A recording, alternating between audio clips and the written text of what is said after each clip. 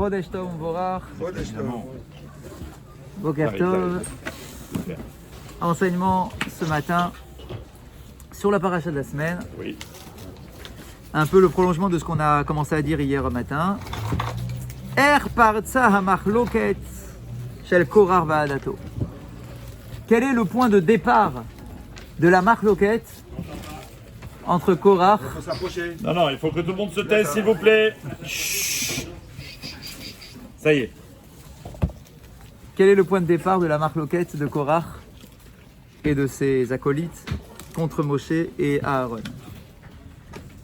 Alors on sait que ça traînait déjà dans sa tête depuis longtemps cette histoire. Alors, Vous avez commencé, on se fait déjà une idée des choses, et puis après on attend le bon moment. On attend le bon moment pour les présenter, pour s'exciter un peu. Et là ici, il nous dit, c'est bon, j'ai trouvé le moment. On nous dit quoi? Elit Safan, Ben Dodo Shel Korach, Muna, Linsi Amishpacha, Vekach Itri Lakol. En fait, tout a commencé par une nomination. Il y a eu la nomination d'un homme qui s'appelle Elit Safan. Elit Safan, qui est le neveu de Korach. Et voilà que cet homme, Elit Safan, le cousin, pardon, qui est le cousin de Korach. Et voilà que donc le cousin a été nommé pour être le chef de la tribu des Lévim. Et ça, Korach ne l'a pas supporté. Il a dit, pourquoi c'est mon cousin et pourquoi c'est pas moi? C'est toujours pareil. Pourquoi lui, pas moi? Alors la question est de savoir, mais pourquoi ça serait toi? Pourquoi toi et pas lui? D'accord, on peut le tourner à l'infini, ce genre de raisonnement. Il dit, mais non, mais moi j'ai une raison, que ça soit moi et pas lui. Pourquoi? Les sabots shel Korach, Kehat, Hayu arba abanim. Alors on nous rappelle l'histoire familiale. Je vous remets dans le bain de l'histoire familiale. Je vous rappelle que Moshe, Korach, Elit Safan ont tous le même grand-père. C'est des cousins. Les sabots shel Korach, Kehat. Le grand-père de tout cela, il s'appelle Kehat. Les Kehati. Kehat, qui est lui-même le fils de Lévi, le premier Lévi, qui est lui-même le fils de Yaakov. Donc Yaakov, parmi tous ces garçons, il y en a un qui s'appelle Lévi, qui sera la tribu de Lévi. Il y en a un qui s'appelle Lévi. Lévi a un fils parmi ses enfants qui s'appelle Kehat, et Kehat a plusieurs enfants. Et on nous dit, Kehat avait 4 enfants.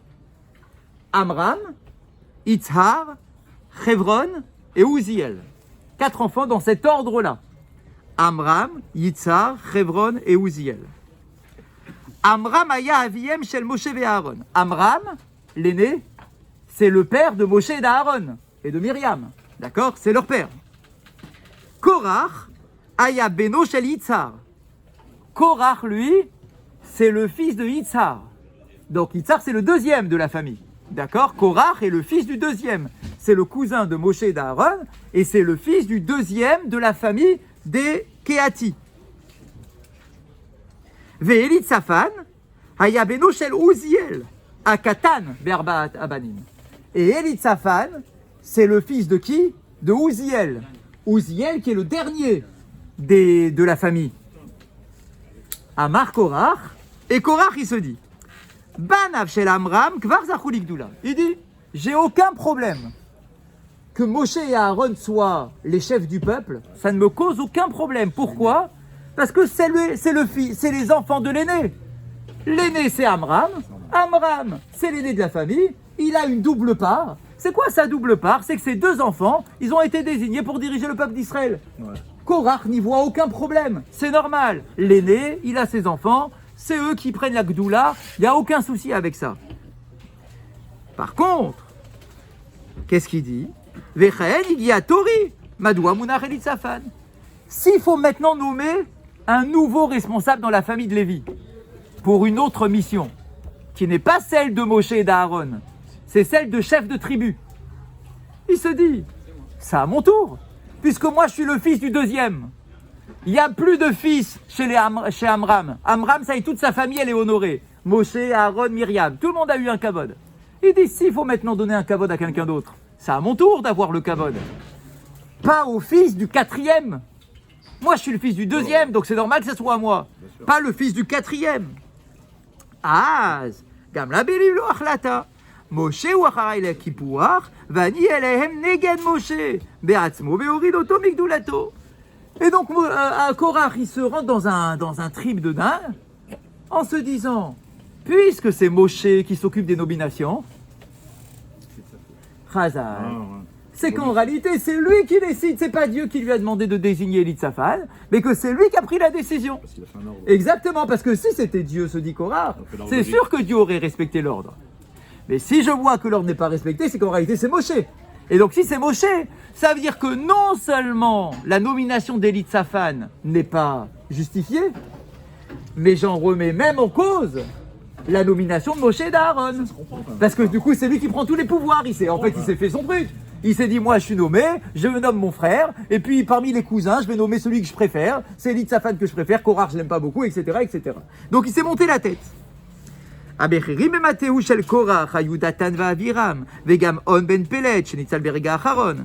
Maintenant, Korach, c'est un homme qui est très intelligent et très malin.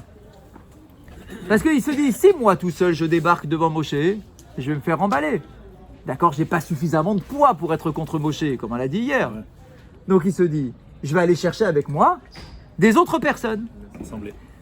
Mais je vais prendre avec moi une coalition, que des gens importants, ça c'est sûr, des pointures, tous. Mais tous des gens qui en veulent à Moshe. Un petit... Mais oui, un petit précédent, un petit quelque chose, un passif, qui ont un truc de travers dans la gorge qui n'est pas passé. Et donc il s'est dit, qui je vais prendre? Notamment parmi mon groupe, je vais prendre les premiers-nés. Ben oui, les premiers-nés, on leur a tout enlevé, les pauvres. Normalement, c'est les premiers-nés qui devaient servir au Beth Amikdash. Ils ont perdu leur place après la faute du veau d'or, parce que les fautes du veau d'or, les premiers-nés, ils ont fauté comme tout le monde, alors qu'ils n'auraient pas dû. Et que c'est à ce moment-là que Dieu dit, ah bah si c'est comme ça, j'ai perdu les premiers-nés. Si j'ai perdu les premiers-nés, je vais les remplacer par les Lévim. Donc je vais prendre, pour donner de la force à ma contestation, des gens qui sont tous révoltés. Et ben oui, comme ça ils ont du poids, comme ça ils ont de la conviction, ces gens-là, quand ils viennent avec moi. Donc il s'est appuyé par ces gens-là. Il a pris aussi des révoltés par essence, que sont Dathan et Aviram.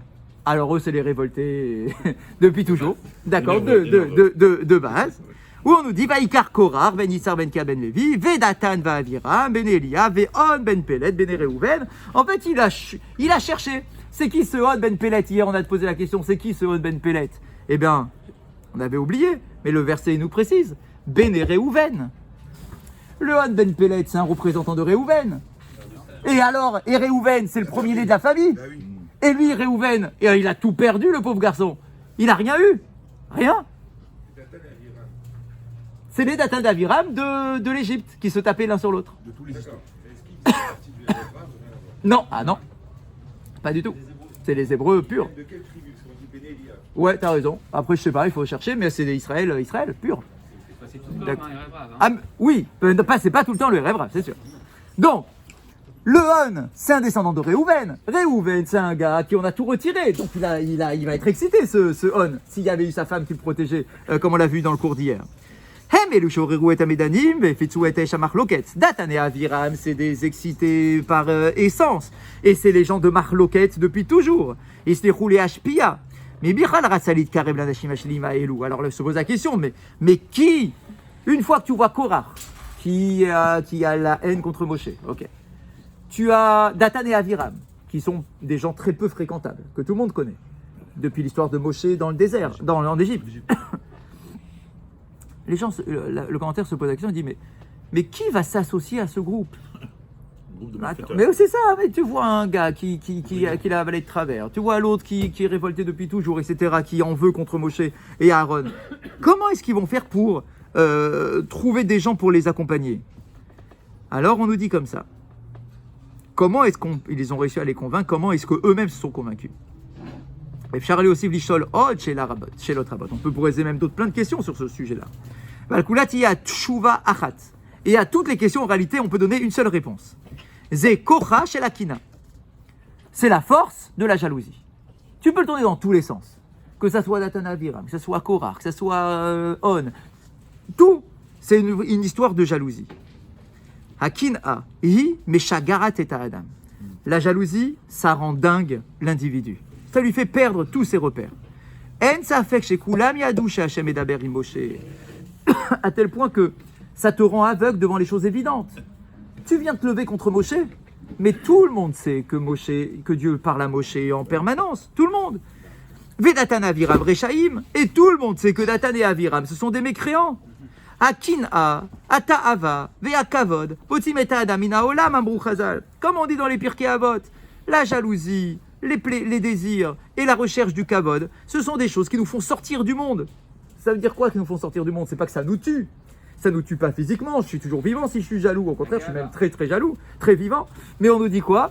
On nous dit que ça te fait perdre tout. Tu sors du monde dans le sens de t'as plus ta perception des choses, t'as plus de finesse dans ton analyse. Anashim echapesim ashu sheyani haotam, sheitrof otam kadima. Avala koach haacharon, chez la vie même toelet, i koach hakin'a. C'est quelque chose de très intéressant dans les caractères humains. On nous dit comme ça. On est tout le temps en train de chercher des choses qui nous font avancer. Tous. D'accord? Qu'est-ce qui te fait bouger? Qu'est-ce qui te fait avancer dans ta vie? Et on nous dit qu'une des choses qui nous fait avancer, c'est la jalousie. Et ouais. On dit dans l'étude de la Torah. Ah, mais c'est le même tempérament. C'est la jalousie. Ça s'appelle la kin'a. C'est la kin'a. C'est des choses qui nous font avancer. T'as un gars, il a une meilleure situation que toi. Ah ouais, d'accord.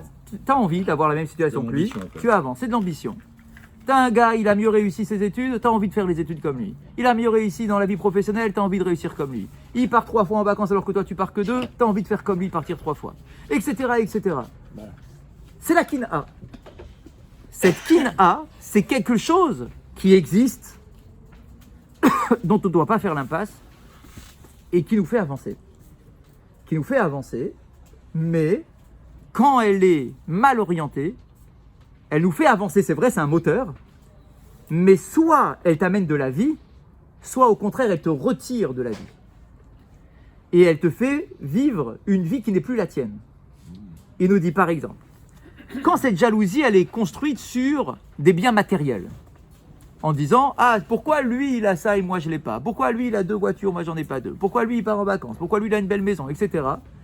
Alors là, du coup, dans ce cas de figure-là, tu n'es même plus conscient de ce que toi tu as de positif dans ta vie. Tu ne vois que à travers le prisme de la vie de l'autre.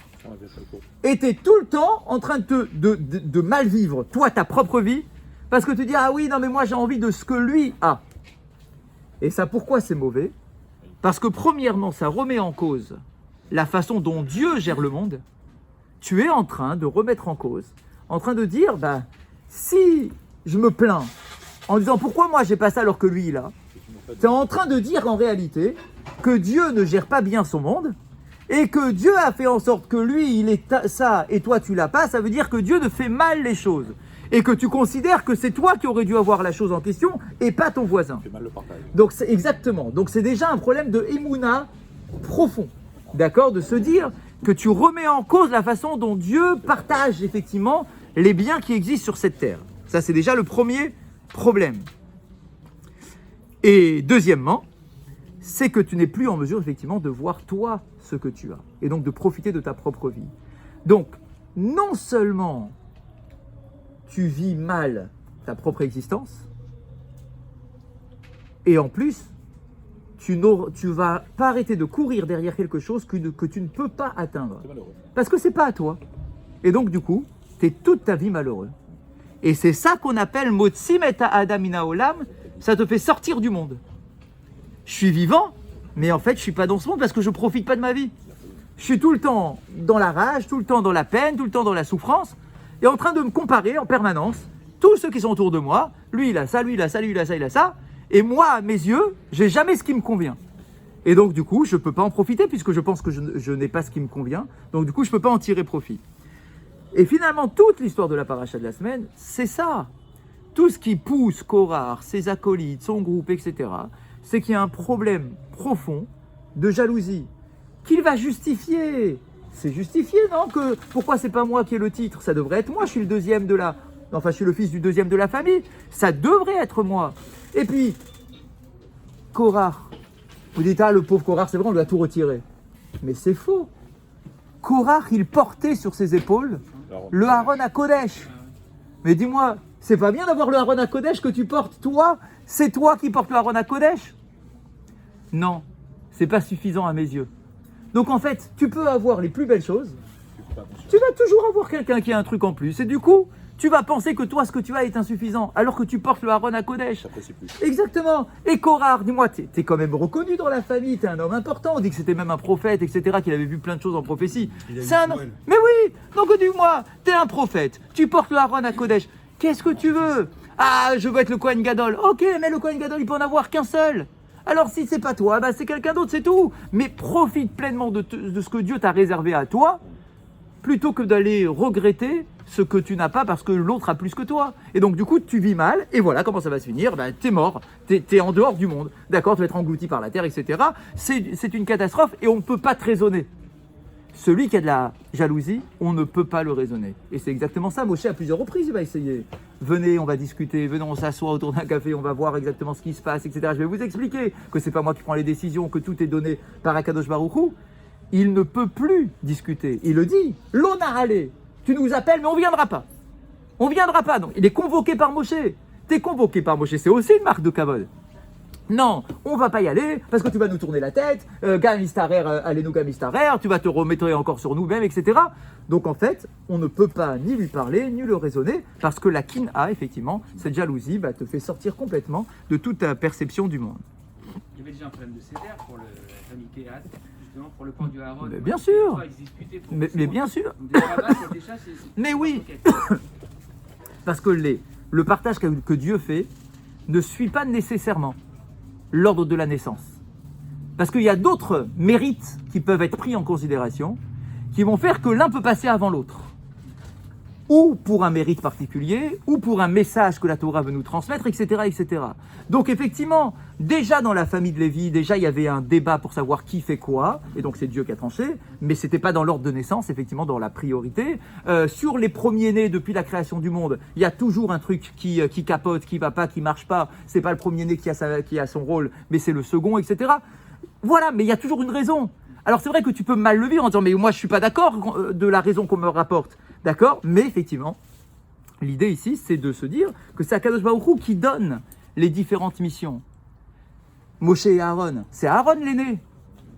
D'accord? Alors pourquoi c'est Moshe qui a le titre de libérateur du peuple d'Israël? Oui, ok, Akadosh Baruch Hu, il a d'autres raisons, d'autres comptes qui ne nous appartiennent pas à nous à 100%. Halakha du jour, avant de vous laisser partir rapidement. Halakha très facile aujourd'hui. Sur les préparatifs du Shabbat toujours.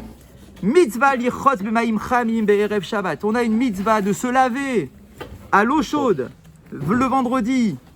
Et chadanashim vechadanashim, les hommes comme les femmes. Mipene kevod à Shabbat, en l'honneur du kavod Shabbat. On va dire aujourd'hui tout le monde se douche tous les jours, etc. Ouais, non, mais à l'époque c'était un truc spécial. On se lavait pas tous les jours. Aujourd'hui, bien évidemment, oui, d'accord, bien évidemment. Mais il y a un inyan spécifique de se laver en l'honneur du Shabbat. Les dates à Shulchan Aruch, yichatz panav yadav eraglav, ou dat arama yichatz kol gufo. D'après le Shulchan Aruch, t'es pas obligé de te laver le corps entier. D'après le Shulchan Aruch, il fallait se laver au moins panav yadav raglav. Le visage, les mains et les pieds. On va dire c'est le minimum, d'accord? Donc t'es là dans ta douche de l'époque, d'accord, un peu compliqué, il fallait puiser l'eau et machin, au moins le minimum. Le Rama lui dit yichatz kol gufo, tu dois te laver le corps entier. Il nous dit, et si tu n'as pas le temps de te faire une douche complète, au moins tu reviens sur ce que dit le Shulchan Aruch, le visage, les mains et les pieds. Mais dafka avec de l'eau chaude, si tu te laves à l'eau froide, tu n'as pas réalisé la mitzvah. Il faut de l'eau chaude, un truc qui soit agréable, d'accord, qui te fasse du bien, à ta peau, qui ouvre les pores de la peau, etc. Donc il faut de l'eau chaude. Pas simplement avec de l'eau froide, à tel point qu'on nous dit si tu fais avec de l'eau froide, tu n'es pas acquitté de la mitzvah. Et de la même façon, tu as une mitzvah de te shampouiner le Shabbat. Même si toi tu dis, ah ça va, j'ai fait mon shampoing jeudi. Le vendredi. Hein?